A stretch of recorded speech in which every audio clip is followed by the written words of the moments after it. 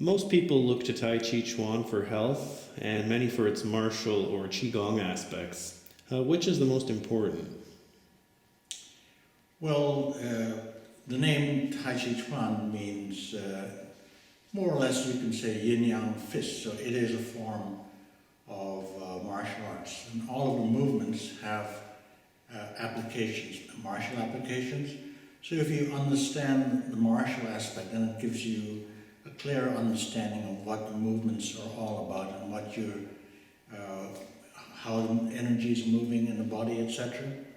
That having been said, most people look to Tai Chi Chuan for health, and it is a very powerful tool for that because it's based on the same principles as traditional Chinese medicine, which acknowledges that the body, energy, emotions, mind, spirit are all related. So from the health and lifestyle aspect, what you're trying to do is you're trying to embody yin-yang principles at all levels.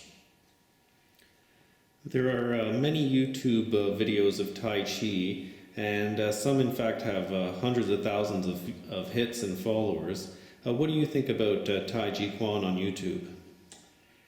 Well, YouTube is just another part of our popular culture, and judging by the hits and judging by what people like, people are drawn to what they're drawn to in other areas. So they're, someone who's attractive, someone who seems to be doing something impressive, but all of that is, most of it is not really reflective of quality Tai Chi. There's a lot of stuff on YouTube that is actually quite bad.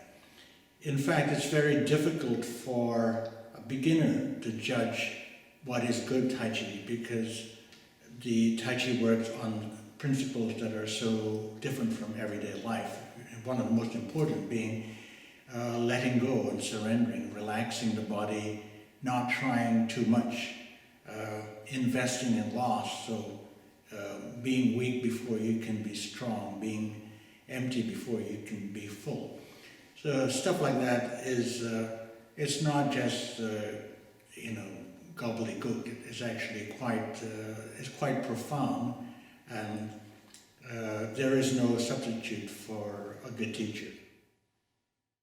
You are an early student and senior student of the famous Tai Chi master Rose Lee, yet you do not emphasize that fact on your website or in any other communications. Why is that? That's quite deliberate because Rose Lee herself did not believe that a student should trade on a teacher's name, and then so she didn't advertise herself. The first time I heard it that she was teaching, it was way back in the early 70s, and I saw a sign in a bookstore saying RL is teaching Tai Chi. So I didn't realize it was Rose Lee until I went to her class. So she liked it, she preferred it, people listened to her and appreciated what she did, and I follow in that sense. I want people to listen to me and observe what I do, what I teach, rather than that I am the student of this master, that master. I have had many prominent teachers, but I ask my student to pay attention to what I teach. And what makes Rose Lee and her style different? Well, it's possible to trace Rose Lee's style. It's actually, her Tai Chi style goes back to Yang Pan Ho, who was the older brother of Yan, one of the Yang lineage masters. And her Bagua and Xingyi go back to the earliest teachers who crossed over from Bagua to Xingyi and Xingyi to Bagua. So the lineage can be traced, and it definitely points to seminal teachers who created the notion of internal family of martial arts, I think around about the 1890s. I'm intrigued by the fact that there are no images of Rose Lee practicing her form. Can you tell me a bit about this?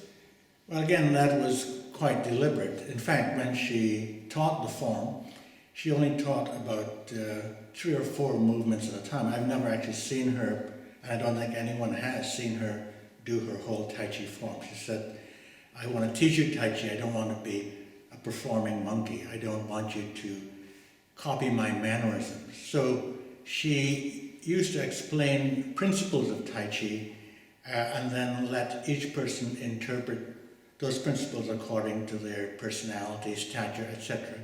It was important for her that as long as they adhered to the core principles of Tai Chi, then you're doing Tai Chi.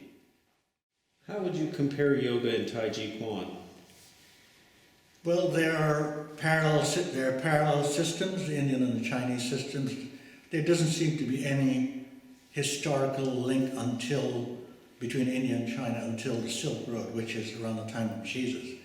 But going way before that, then both systems had regulation of the body, regulation of breath or energy, and regulation of the mind, which you can say are various kinds of meditation. But the Chinese system seems to be more practical in as much as that the postures are like walking or moving in martial arts. So they're more easily adaptable to everyday life.